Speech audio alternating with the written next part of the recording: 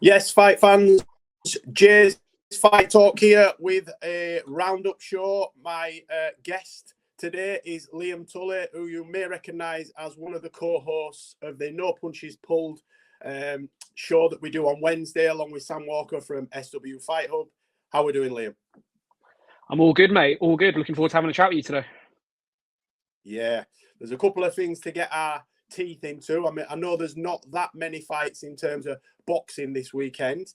I want to touch first. I know we've spoken outside of the recording about Joe Cordina.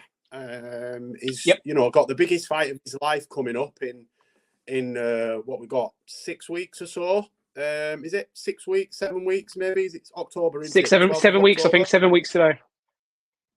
Yeah, just coming off a lost his world title. He's going up a weight division, and then for whatever reason, he seems to have left the Tony Sims / Matchroom gym and moved 10 miles down the road. And it's been announced that he's teamed up with Ben Davison and Barry Smith. It's a strange one for me. I mean, give us your thoughts, Liam. What do you think about it? It's an interesting one for me. I mean, we obviously spoken about it off camera. And it's a move that surprises me because Tony Sims, he's been in that Matchroom gym since he turned over pro. And okay, that gym's been going through a rough patch since Conor Benn obviously popped hot and all the issues surrounding that. And a lot of Sims fighters haven't been performing to the levels they have been before. But it is an interesting move for Joe. He's obviously lost the fight. And from the outside looking in, looks as if he's just decided to move away. But then you look at it more. He's decided to move to Ben Davison. So he's staying in Essex. He's only moving 15, 20 minutes at the most down the road to another trainer, which to me, Ben's a fantastic trainer. What he's got going there with Lee, and what they're doing with fighters is amazing. But something doesn't sit right with me. You're moving away from the man that's guided your entire career, but you're still staying quite local. It's not a complete fresh start for me. So I think there's more to come from the split than we've heard so far. Yeah, I think they've all kept their counsel as such, so nobody is giving any reasons for it. Joe's, as far as I'm aware, hasn't up to press made a statement other than letting us know he'd left and he were going and where he were going. Obviously, Ben Davison and Barry Smith have said nothing, and Tony Sims, I can't find any comments anywhere. Now, when fighters take a loss, we've seen it before where they'll look to blame anybody but themselves. Deontay Wilder blamed Mark Breland, I think, for contaminating his water. There's always, we've had it, I've followed boxing, unfortunately for me, longer than you've been alive, Liam, for nearly 40 years. And I've seen fighters look to blame their trainers, change camps. And I'm going to contradict myself here. There's a couple of things. So Joe Cordina could be blaming Tony Sims for the loss, and it could be tactical that he blamed him, or it could just be a case of it's the biggest fight of his life. He felt a bit stale, and he wanted somebody who was going to look at the intricacies of the technical side of boxing. And I know from speaking with people that have worked with Ben Davison, he is sort of, I'm not saying Tony Sims isn't into the finer details, but I think Ben Davison's one of the new breed of trainers, and I think even though Tony Sims has evolved as a trainer, I think he uses a lot of traditional methods, bar bag and your runs, and I'm not saying Ben doesn't do that, but I do know that Ben uses a lot of sports science, and it's a lot of his camps are data led, and I'm wondering if Joe's made the move just simply to freshen it up. Yeah, I think there will be an element of it to it. Don't get me wrong, a fresh pair of eyes at any point in a boxer's career is never a bad thing. Tyson Fury's done it, AJ's done it a hell of a lot recently since the Usyk fights, and he is now in that Ben Davison stable. So I do agree with you. Ben Davison is one of the new breed of trainers coming through that is definitely starting to finally get the recognition he deserves, both over here in Britain and on a wider scene. So I do think it will make a difference to his performance. We don't know how long he's been working with Ben for. For all we know, this relationship's already been going on for 8-10 weeks, so they've already had time to bed it down before this Stevenson fight come along. From the outside looking in, we're finding out 7 weeks before the fight, but the reality is this has probably already been going on for a couple of months. Must feel like a good fit for Ben as well as Joe, because at the end of the day, Ben isn't going to allow his stable to expand. He likes to keep who he works with quite small and quite tight, doesn't he? So he obviously feels like Joe's going to work hard for him. It's going to be effective for him as well as obviously what Joe's looking to get out of the relationship. Yeah, it as you said, I'd like to think that it has been they have been working together for a couple of months, because to change and adapt within 7 weeks of the biggest fight of your life, it's not long enough for me to change. Ain't happening. Much. Ain't happening. It's not, and Shakur Stevenson will find flaws in your game if they are there. And I think it could go one or two ways. We could see drastic improvements in Joe in terms of his output and his distance and range management and combinations, or he could, no pun intended, fall flat on his face and it'd be a complete disaster. I'm hoping the latter is not the case, and we see these improvements and he gives a good account of himself, because he's going to need to be at his best, don't you feel? Absolutely. And don't get me wrong, Joe Cordina can beat Shakur Stevenson. A lot of people are piling on to Joe because of the manner he lost his world title in. But Joe Cordina is capable of beating Shakur Stevenson. There's absolutely no doubt in my mind about that. And as a British fighter, we should be back in the Brits all the way. Yeah, but I agree. Yeah, 7 weeks. I agree. 7 weeks isn't long enough if it's just been a 7-week relationship. And if there are flaws in the game plan, if him and Ben don't gel together, then Shakur's at that level where he will expose Joe. But I'd like to think that him and Ben will come up with a plan. And even if he doesn't win the fight, he's going to give a good account of himself. I don't see him being completely embarrassed, if that's the right word. I don't see Shakur embarrassing him. I think it will be a competitive fight. It's just whether Shakur is just at Joe's world level. Is Shakur, as everyone says, is he elite? Is he a future Hall of Famer, as everyone talks about? That's what we're going to find out. If that next level, just above where Joe is where Shakur resides. Yeah, I agree. I mirror everything you've just said. I think for me, it has added a little bit of something extra to this fight. I think a lot of people were underwhelmed. A lot of the casual boxing fans were underwhelmed because all they're seeing is Joe Cordina got stopped in his last fight, and he's now fighting, Shakur Stevenson, this phenom. For me, it's not as cut and dry as that. As you've just said, Joe is capable on his day of beating anybody from 130 to 135. I think his ceiling sort of 135. I don't think he's tall or broad enough to go any higher than that. But if he catches Shakur at the right time, this could be the perfect fight for Joe. And as a Brit, I'd love to see him do it. But it's tough. But any boxing match at world level's tough. Yeah. And I think the way you got to look at it as well, the American audience, I'm not sure if you had a look, they have not responded to this fight being well. The way they're seeing it is Shakur is just handpicking another opponent. So for the casuals, for the less educated boxing fan, they see Joe Cordina has just been not just lost his world title, but he's been badly beaten. Kakashi gave him a beating that night that no one expected. He was a massive underdog going into it. So a lot of people think, gosh, here we go, Shakur's handpicking another opponent for him to fight. So yeah, it's the pressure's on Shakur. If he is that elite level fighter that we're all talking about, he really needs to make a statement against Joe. He's not going to get away, especially out in Saudi, with just coasting through another 12 rounds without really looking to put a stamp on a fight to go to another level. It's fantastic if you can box and win a fight on the back foot without doing much for 12 rounds. But if you want to impress fans, if you want to move on to that next level, you need to start making statements. And if the opportunities are there against Joe, we want to see Shakur take them, don't we? We don't just want to sit there for 12 rounds going, right, okay, I know what's going to happen here after the third or fourth round. If it's there, we want to see him take the steps, don't we? Yeah, and there's been a lot of people, have said he's as good as, or it could be as good as Floyd Mayweather. And then you have the people that say, yeah, but Mayweather, was boring to watch. For me, it wasn't. But what people don't realise is that the Floyd Money Mayweather that everybody's seen that would coast to a victory isn't the Mayweather that came through, isn't the Mayweather that was stopping everybody pretty much. At featherweight, Floyd Mayweather was an absolute animal. He was, he had something like a 60% stoppage ratio up to, I think, 23, 24-0, and then when he became Money Mayweather and had the fame and the notoriety in the multiple world titles, then he could afford to know that he could beat a guy, not take any risk, and just coast his way through. Shakur's not at that point, and I believe that Eddie Hearn has only signed him to a 1-fight deal. If he coasts his way to a 12, is it a 2-fight deal? He won't get an extension if he doesn't. Yeah. You know, he's not going to get that deal extended because people are not going to want to watch him. I mean, they don't clamber to watch him as it is, and that's no disrespect to him. He's just not exciting enough for the casuals.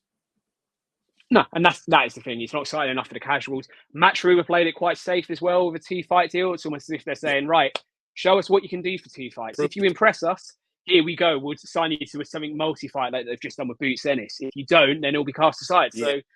So Shakur's career, not careers on the line, but in terms of where he wants to go with his career, how he wants his promotional side to look, how he wants to be remembered, is up for stakes and up for grabs. In the next 2 fights, he needs to make statements. Otherwise, he's going to become the forgotten man of boxing. Yeah, this is the shot he's been crying out for. You know, he's got the belts, and that hasn't propelled him on to superstardom.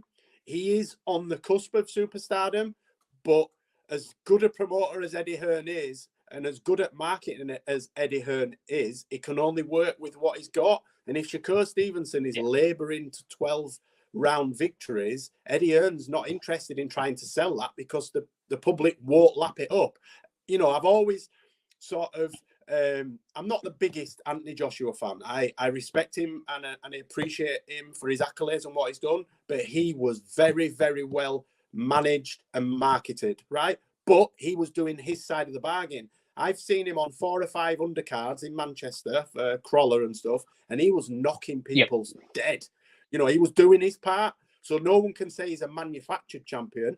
He was very well managed, very well marketed. And Eddie Hearn is the best in the business at that. But Shakur has to bring, you know, his end of the bargain to the table. Without a decent performance in his next 2 fights, we may see Eddie Hearn just sort of turn and walk away. Yeah, absolutely. 100% what you've just said. It's all well and good having all the razzmatazz, having all the flash saying you're this, saying you're that, but the proof's in the pudding. The proof's in what you produce on fight nights. And what Shakur's produced in his last 2 fights, let's be honest, has cost him his top-ranked contract. That's why Bob Arum's walked away from him. His recent performances haven't been good enough. It's as simple as that. Bob, full stop. Bob's not walking away from anybody that can make him money. And ultimately, Shakur can't make him any money with people don't clamber to buy pay-per-views. I believe if this fight was a standalone fight, we'd struggle to get people to watch it. There wouldn't be massive viewing figures. Maybe a lot of Brits would watch it because of the British connection. But, you know, the pressure's on. It's an intriguing fight for more reasons than it should be, really. You know, people are looking at it because of change of trainers, short deals.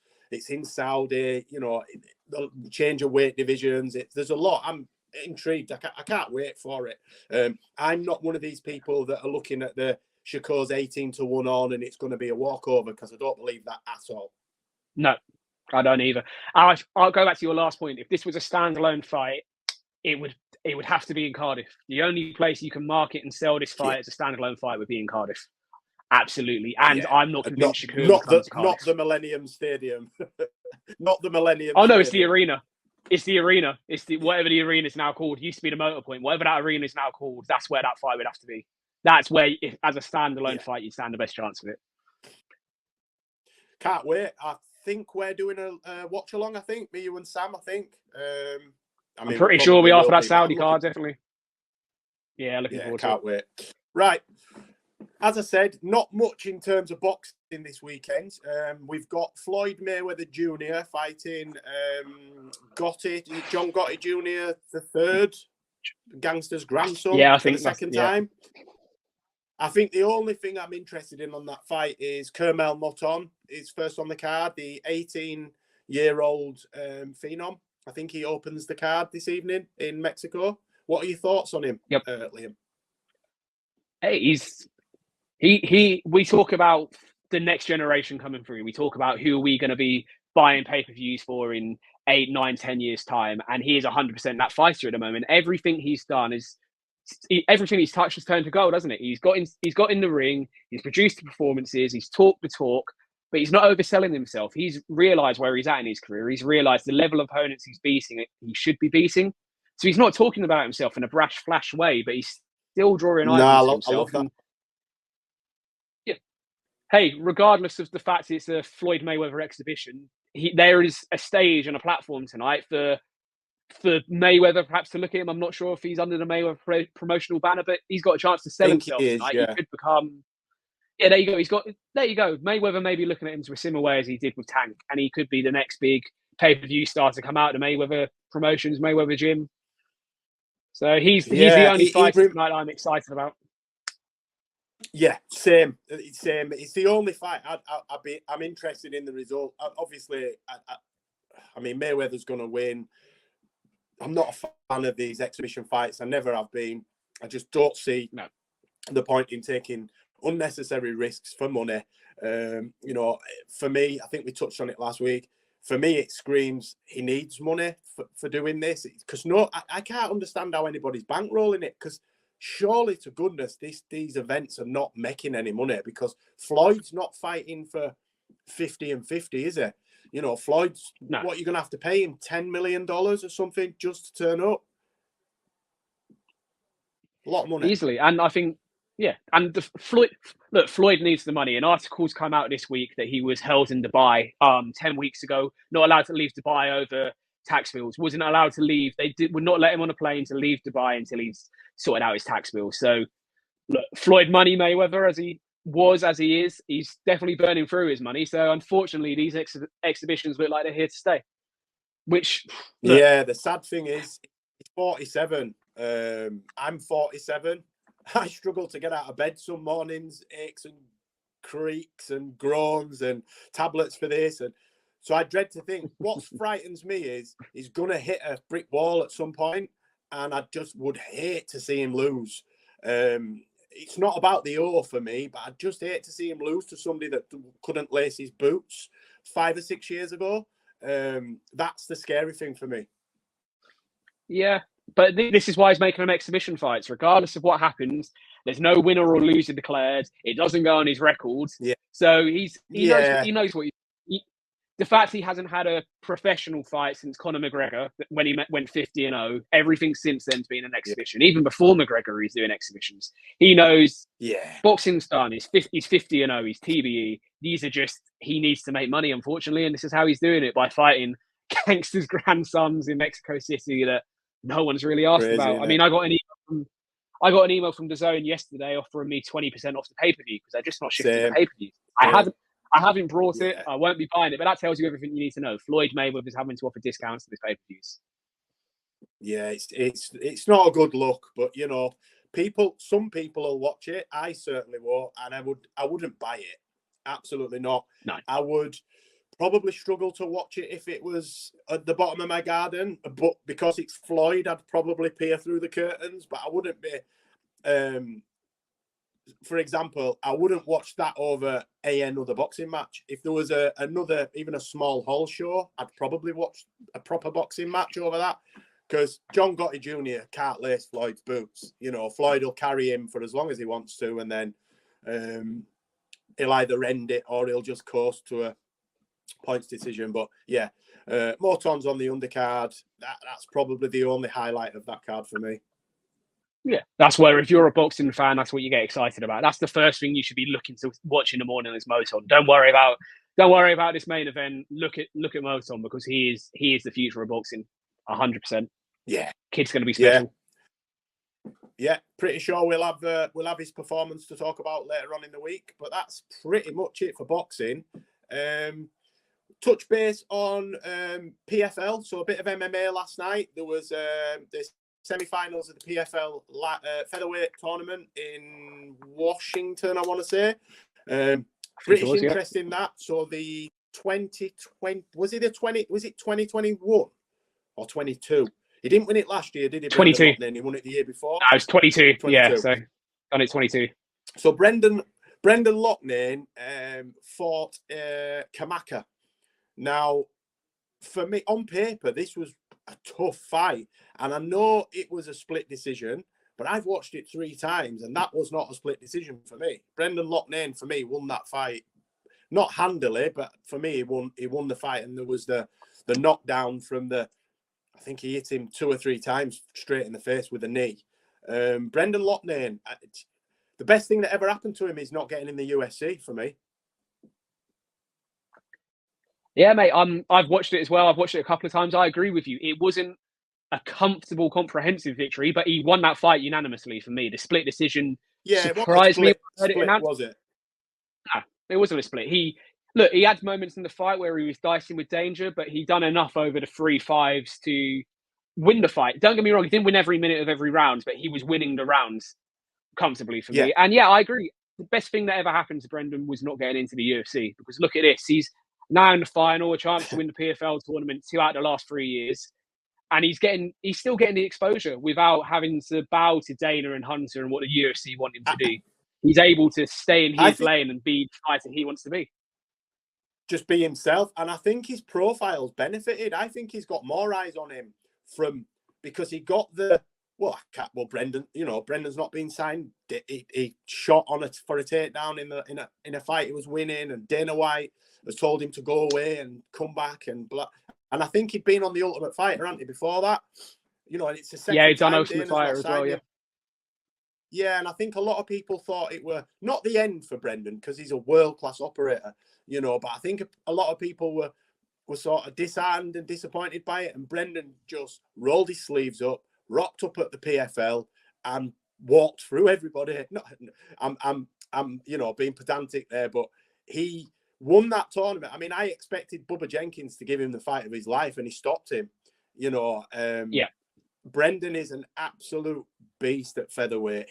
He's up there for one of the best featherweights in the world, really. He has to be in that top 5 across all organizations.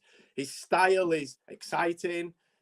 He's very his footwork. I mean, you can see the influences from Dominic Cruz. I know he's a very good friend of Dominic Cruz, and he sort of does that stutter step, but it's not so readable. He doesn't repeat the steps.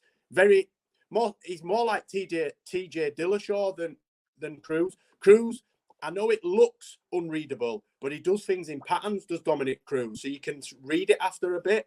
Whereas TJ Dillashaw is very similar to Dominic Cruz, but he stutters it, so he never does the same pattern after 2 or 3 repetitions. Brendan's very much like that, so you'll see his opponents sort of think they've got a read on him, and then he steps different, and he catches them then. But yeah, that was an absolute fantastic performance. He's in the final. I forget the kid's name, the Russian kid that's in the final against him, but I think he's 17-0. That should be an absolute barnstormer. But wow, from being disappointed at not getting in the UFC to potentially winning your second $1 million fight in 3 years or 3 seasons, not even 3 years, it's sort of 2.5 years. Hats off to Brendan Loughnane. He's up there for one of British fighting's greats of this sort of generation for me. Echo everything you just said, mate. The fact that he has, like you said, rolled his sleeves up and not allowed the fact he hasn't got into the UFC to affect his career. I mean, kudos to him at the end of the day, because he could have easily, I'm not going to get in the UFC. Why am I bothering? What's the fucking point, essentially? People. But he's now, he has made the PFL tournament. Okay, he didn't win it last year, but he's making this PFL tournament his own now. He seems to it brings out the best in him. He has the technical ability to dance around on the back foot, shoot for takedowns, and win fights unanimously. Or he can stand toe-to-toe with you and have a war and still come out on top. It doesn't seem to matter whether it's boxing or martial arts. It doesn't seem to matter what he's doing. He just has everyone at arm's length. This final is going to be explosive. I forget the Russian kid's name he's in with, but he's unbeaten. It will be a test for Brendan, but I fully expect him to come through and win it as well. How can you not? I mean, you can't not think that Brendan now has got PFL champion 2024 written on the belt already. Brendan Loughnane. He is fighting. Yeah. Let's have a look. I can't find it. Where's it gone? Welterweight. They've got every heavyweight, welterweight. Can't remember, but I know the kid's an absolute beast. You're quicker than me. You'll be able to find it. Yeah, I'm having a look now. But is it Umalatov? Is it Malatov? No, that's welterweight. That's welter. Kizriev. Okay. Kizriev, 17-0. I think he's a. I'm gonna sound prejudiced here, but stereotypical Russian. He does wrestling in his sleep. He's got that Dagestani chain wrestling. If he gets old here, you're in trouble. But Brendan can deal with that. Brendan's not just a stand-up fighter. His grappling's up there. I mean, he travels the world constantly. He lives out of a bag. If he's not in Thailand, he's in Vegas. If he's not in Vegas, he's in Manchester. If he's not in do you know, this kid just travels, has gun shield, will fight. He goes anywhere and everywhere. He's constantly... I mean, he's with the same camp that he's been with forever. But when he's out of fight camp, he's not living it large. You know, a lot of people would have got fat off the back of that $1 million check. It seems to have made him hungrier, and he's gone again. I think we saw Lance Palmer do it, didn't we? Didn't Lance Palmer win it twice in a row? And then got to somewhere like... Lance done it 2 years in a row, I'm pretty sure, yeah. Yep. Yeah, I think Kayla Harrison got to the final. She won it and then got to the final, didn't she? And lost against Pacheco, the girl that's fighting Cyborg. I think Marissa Pacheco. Pacheco. Yeah, Pacheco. She beat Harrison on points, didn't she? So, no, well done, Brendan. I mean, as we said, many people could have got disheartened and it being the tail end of their career and it spiraled into insignificance. But he's sort of put his two fingers up to the UFC really and said, well, you know, you're not the only, we know they're not the only organization, but to casuals, I mean, I've had conversations with people before that have asked me if I watch that cage fight in that UFC and they think MMA is called UFC. Some people don't know that MMA exists outside of the UFC. You know, Brendan's a prime example of, you didn't make it in the UFC, there's other options for you. Fantastic. I can't wait for the final. Yeah, absolutely, mate. Exactly. Yeah, he's opening up to a whole new audience. Yeah, it's fantastic. It's good for British MMA and it's good for him. You know, good on him. Right. Yeah. Mentioning the UFC, that it's not a massive card, but me and you were talking just before we came on air. And actually, as far as fight night cards go and Apex cards, and people will know mine and yours feelings on the Apex, they could shut that down for me tomorrow and I wouldn't miss a beat. Yep. I don't like it. It was all right as a novelty when we were all locked down, and after a couple, you know, you could hear the punches. And was it Francis knocked Stipe out, didn't he? And you heard the Francis doing Stipe. That was the moment. That was Apex lockdown boxing. I'm sorry, MMA. Apex. Then that was the one where he absolutely poleaxed Stipe. The last time Stipe fought, and hey, he's fighting John Jones in November. Is it though? Is it? There's rumours that he's injured. He has made a comment and said fake news, but I'm not confident. I mean, they haven't technically announced that fight, really, have they? They haven't announced the card as such. They've given us a date. They've given us a potential venue, but it's really wishy-washy. I'm not confident we actually see that fight, Liam. If it's not announced on the Sphere card in 2 weekends' time, then I will be in the camp of it's not happening. For marketing more than anything, they need to announce it on the Sphere card. They need a 9-week build-up for the amount of press. It's the heavyweight championship of the world. You want to generate as much press, as much excitement, as much buzz around it as possible. So it needs to be announced on this Sphere card, which is in 2 weeks' time. If it's not, then who knows? Who knows? Anyway, back to this Apex card this evening. We've sidetracked. Yeah, we digress. So we've got, there's some decent fights. I mean, we've got Edmund Shabazian against Gerald Meerschaert, which is sort of the curtain jerker for me. Now, Shabazian came through in a sort of whirlwind as the next best thing. I think it was was he under Ronda Rousey's coach originally? I think he came out of Ronda's camp originally. I think so. I don't think he's there anymore. Is he with? And then I think he's with Arnold Allen's coach, Faraz Sahabi, is he? I think now. But look, Shabazian, flat as to deceive for me, looks really good when he's going forward. He's in a tough fight tonight because Gerald Meerschaert, forget the fact that Hamzat knocked him out in about 5 seconds. But other than that, I've never seen anybody have an easy night's work with him.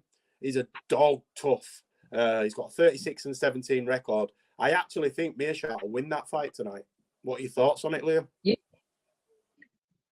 what you just said, Edmund has flattered to the sea. He came through on such a cloud, on such a buzz. He was going to be Dana's next one to, accelerate through. He was going to be the pay-per-view headline star. And now here he is as a curtain jerker on an Apex card in front of I think they let 200 people into the Apex cards. It's not exactly the way you wanted his career to go. I think he'll come through tonight. But I think he'll come through tonight. I think he'll win, but it could be another frustrating watch. It's not going to be that highlight reel moment, I don't think. I think he'll come through in a pretty stodgy points decision, which no one's going to go back and watch. That's my opinion on it. And that the UFC brasses, they don't want to see that. They marketed this guy a lot, spent a lot of money on him. I think he got a decent deal as well off the back of Ronda, because obviously Ronda put in a good word for him. I don't think he came in on 10-10. Let's put it that way. And I think I think he's at a point in his career where he's got to win a fight like this. If he doesn't win this fight, I'm not saying they'll cut him, but there's not much further down to go as such. Is there really than sort of the curtain jerker on an Apex fight night card? So yeah, good luck to both guys, but I think we've got differing opinions. Yep. I think Meerschaert will win, and you think Shabazian will come through a dog tough points decision. Yep. I don't get me wrong. It could go the other way, but I just would like to think Shabazian is going to have enough tonight to get through it. If he's as good as what we've been led to believe, then he should be winning fights like this, shouldn't he? Really, they said he'd had an injury, and he'd had things happen in the build up to losses, but he's had a couple of high profile losses where he's been absolutely flatlined. He can't afford to slip up like that this evening. Not for me, anyway. No, I agree. That can't happen to him tonight. He needs to start stepping up. Yeah. We've got Neil Magny is fighting Michael Morales, the unbeaten fighter. Now, Michael Morales, he's ran through pretty much everyone that he's fought. He's unbeaten for a reason. The thing with Neil Magny for me is, on his day, he could be the welterweight champion. He's absolutely brilliant. But when he's not, he's absolutely dog shit. And it seems to just fall apart. There's no middle ground with Neil Magny. He's either fantastic or dog shit. There's no middle ground with him. What's your thoughts on this fight, Liam? So, just checking here, Morales hasn't fought since last November. So this is his first out of the 2024. So not sure if he's been injured. I'm not sure what the issue is with that. But I think Morales is going to run through him tonight. I can't see any other outcome from it. Magny has the potential, but what is he? He's 29-12 now. You would say possibly on the slope down. Morales is on his way up. I think Morales is catching Magny at the perfect time here, and he's going to make a statement this evening. He's about to start putting some of those top 15 welterweights on notice. It has to do, yeah. As you said, he's not fought for a while. Magny's sort of at that gatekeeper stage, isn't he? I think they've tested a few with him. They tested Ian Gary. Did Ian Gary fight? Ian Gary's fought Magny, hasn't he? I think he was meant to fight him, and then I think it got postponed, and he fought Jeff Neal, and then he fought Magny after, didn't he? But yeah, it's lined up for Morales to have a breakout performance here tonight. Like you say, if he runs through Neil Magny, it's a big statement, and then he can start shouting out for some of the big names. I'd be interested to see what he says on the microphone if he gets the win and who he calls out. But yeah, I'm excited for that one. It could have fight of the night on it for me. If Magny turns up, and he's a really good wrestler, isn't he? So, but we will see. We will see. But I think we're both agreed Morales wins this fight. Yeah, absolutely. Okay. And then the co-main event, if we'll call it that, is Angela Over the Hill. Sorry, I'm joking. Angela Overkill Hill against Tabitha Ricci. I'm only joking, Angela. She's an absolute... She's a beast. She's just always got to sort of top 5 level and usually gets beat. But look, she's dog tough. She's not going to give anybody an easy night. She could give anybody in the women's strawweight division a tough night. I don't see that being this evening. Tabitha Ricci's forget the She's a model, and you know, everyone's interested in looking at her ass at weigh-ins. For me, I'm not interested in stuff like that. It's about how good she is. She's good, and I believe that she will. I think she'll run through Angela Hill. Yeah.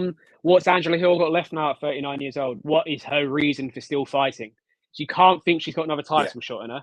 So why is she still fighting at this point? And no, what's she got left? And Tabitha Ricci could be her worst nightmare tonight. It could be all of her nightmares coming into one tonight. I think Tabitha can do whatever she wants in this fight. She can look for a submission. She can take it the full 15 minutes and just prove a point, show that she is more than just something pretty to look at, that she does have the ability to fight and perform. So, yeah, Angela Hill's time has been and gone. I think this is Tabitha Ricci, as I've said previously, talk about other fighters in this card. Tabitha Ricci's breakout moment here. She's looking to move on to bigger and better things, and a victory here should do that for her. Yeah, I think the matchmakers have matched them up with that in mind. No disrespect to Angela Hill. I know I've been taking the piss out of her a little bit, but it's you know, she'd beat the shit out of me. So, you know, but yeah, I think the matchmaking's been done for that exact reason. I think they can see that they're at different points of the career. Rich is on her way up. Potentially, Angela Hill is on her way down. 39 as a strawweight is knocking on, and I think it's all set up for Ricci to have a sort of breakout performance, and I'm excited to watch that one. Yeah, looking forward to watching it. Definitely looking forward to seeing it. Main event time then. So I like this kid, Borralho. He's a Liverpool fan, so I like him anyway. So I mean, he's Liverpool shirt cage side last week or a week before. I think he was at the, I want to say, Stylebender fight, but that's mad if he was in Australia then. But I have seen him cage side in a Liverpool shirt over the past month or so against Jared Cannonier. Great fight. I mean, Borralho is 16-1. He's run through is he on a 5-fight streak? I want to say 5 fight streak. He's 5-fight streak. Yeah, he's blasted everybody out of there, hasn't he? Fairly comfortably recently. He's made sort of easy work of everybody up to press. Can he do that to the gorilla Jared Cannonier? It's dependent on how Jared looks. You know, Jared Cannonier is world level. He's a top 5 on his day. Yep. He's a top 5 world level middleweight and gives anybody problems. I mean, we saw Israel Adesanya had a very hard night against him. You know, he won the fight, but it was a tough night's work, and he hits like a Mack truck. I believe Cannonier has been up at heavyweight at one stage in his career. Has he? Am I wrong there? Not something I've heard, but then again, I could be wrong. I could be wrong as well. I've just not heard that. I might be wrong. Am I mixing him up with? Who am I mixing him up with? I'm trying to think now. There's a middleweight. No. He heavyweight. Jared Cannonier fought at heavyweight between 2011 and 2016. There you go. And I knew he'd been a lot bigger than what he was. Bit like Anthony Rumble Johnson, rest in peace, Rumble. I think Anthony boxed for a welterweight and heavy. I think he went through them all. So I have seen Cannonier up there. For me, tonight's result is dependent on Cannonier. I don't think Borralho will walk through him unless he catches him cold really early. I think Jared Cannonier is one of the hardest hitting middleweights. So I think this is not a 50-50 fight. I'd say 60-40 in Borralho's favour. But for me, this could be a 5-round war. Yeah, like you've just said, it depends what version of Cannonier we get. He's coming off a 2-fight slides. He's only won 1 of his last 4, which was against Sean Strickland. So let's not diminish that win. He outpointed Sean Strickland, which is, look at what Sean's done since that fight in 2022. Is no mean feat. But I just wonder where he's at now. He's obviously tried to get to the top of the mountain, gave a very good account of himself against Izzy, but didn't get the result. And he's, like you say, on his day, he's a top 5 middleweight, but has he still got that dog left in him to try and get back to that level?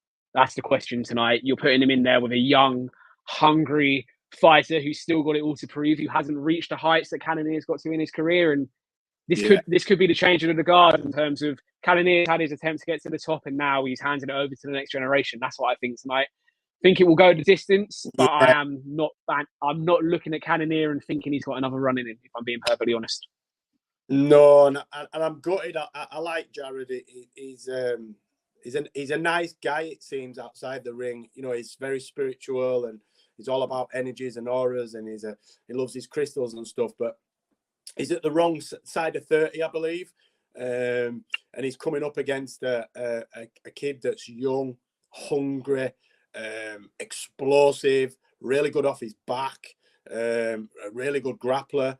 I think if he can negotiate his way past Cannonier's power, then, as you say, it could go 5 rounds. But I believe we will get a Borralho victory if he can negotiate his way around and stay away from that overhand right that hits, you know, like a Mack truck. Then I think we're going to see another one, as we've just spoke about in the co-main event. I think this is set up to be a breakout night for a couple in the last 2 fights. I think we might see people at the back end of their careers sort of allowing the young lions as such to lead the charge. Yeah, the leveler for me in this main event this is Borralho's first time doing a 5-round fight. Cannonier's been there, done that. He's had plenty of 5-round experience. So how is those extra 10 minutes, if it is a dogfight, if it is lots of grappling, lots of Cannonier leaning his body rate on Borralho, how is he then going to handle an extra 10 minutes of fight time? That, for me, could be a leveler if we are going the distance tonight. But you'd expect a fighter coming through it just to be the next step you got to take. Everyone's got to take these steps at some point, and this is his time to take it. Yeah, it's not, you know, the fact that he might have to go 5 rounds shouldn't be a surprise to him. So he should have trained with that in mind, because there's not many. He should have been training for it. Yeah, there's not many people blast Cannonier out of there. So you've got to go into the fight thinking, right, I know he hits really hard, but I also know that there's a chance I could go 5 rounds here. And you know, as you say, cardio could play a major factor in this fight. I'm intrigued to see it. I don't think I'll be staying up till 6 o'clock in the morning to watch it, but I believe I'm excited enough to be watching it first thing in the morning. I'll be watching it with a bacon sandwich and a cup of tea in the morning, mate. Definitely not something that's going to have me staying up all night, that's for sure. But excited enough to get on in the morning. No, we've pretty much covered most of this week's fights. We've done nearly 45 minutes, so it's just left for me to say thank you very much for coming on, Liam. I will no doubt see you soon. For anybody that's interested, I've got my handle down there. If you'd like to like, comment, share, and subscribe. And hopefully by the next video, this guy here will be saying something very similar, because there's a lot of people clambering for a Liam Tully YouTube channel. So yeah, he's working on something. So keep your eyes peeled, people. But as I said, thanks for coming, my brother. I will see you all soon. Take care. Cheers, mate.